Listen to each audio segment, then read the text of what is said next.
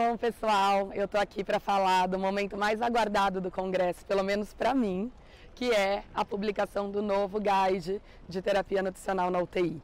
Primeiro eles falaram um pouco do de geriatria, que já foi inclusive publicado e tá, quem quiser acessar, acessa lá via Clinical Nutrition, que não mudou muita coisa, enfim, eles só falaram de quantidade de caloria, 30 calorias por quilo, quantidade de proteína, pelo menos 1 grama por quilo, a necessidade do exercício, tudo que já vem sendo falado.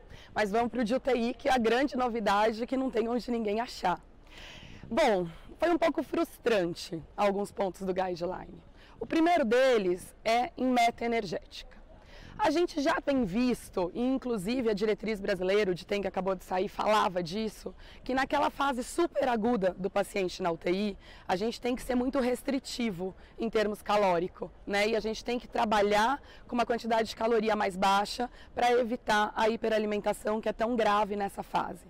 Eles definiram essa fase entre 3 e 7 dias. Então eles falam que você tem nessa primeira fase, entre 3 e 7 dias, tem que ter muito cuidado com a quantidade de caloria que a gente vai dar para o paciente. Até aí tudo bem, só que quanto é essa quantidade? E aí é que está o problema.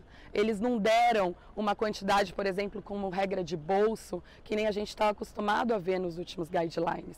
Eles falaram o quê? Que a gente tem que guiar essa oferta por calorimetria indireta. E se a gente não tiver calorimetria indireta, a gente tem que guiar isso ou pelo VO2 dos Swan-Ganz, quando o paciente tem, que não é uma realidade grande dos pacientes, ou então pelo VCO2 do aparelho de ventilação, que também, às vezes, é difícil da gente conseguir dependendo do aparelho que a gente tem disponível. E se a gente não tiver nada disso, eles não recomendaram nada, nenhuma equação preditiva e nenhuma regra de bolso, porque eles acreditam que elas vão errar sempre, independente do que for recomendado.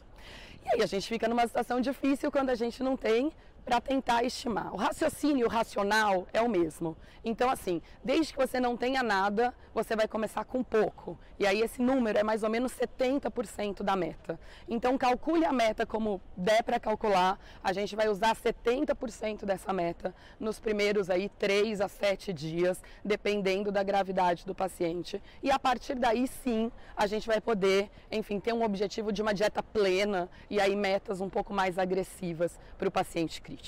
Em termos de proteína, eles deram um número fechado de proteína de 1,3 gramas por quilo de peso. E aí, claro, a gente podia ficar aqui discutindo se talvez isso fosse pouco para alguns tipos de paciente, mas o fato é que eles bateram a proteína no 1,3 gramas por quilo por dia.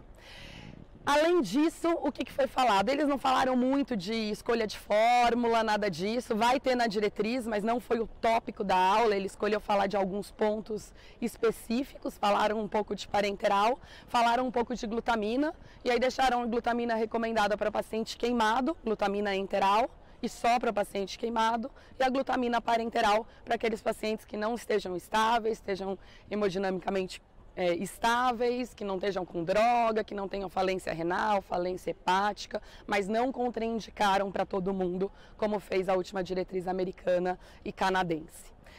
Eu acho que eles bateram muito o pé nisso, da meta guiada, de ser hipocalórico e mais conservador no começo, de começar sim precoce nas primeiras 48 horas, mas com muito cuidado na quantidade que você vai dar nessa fase superaguda do paciente crítico. Eles prometeram que isso vai estar publicado ainda esse mês no Clinical Nutrition, então fica todo mundo aí atento para saber, porque eu acho que só pegando a diretriz e lendo ela inteira que a gente vai ter uma noção melhor das últimas recomendações.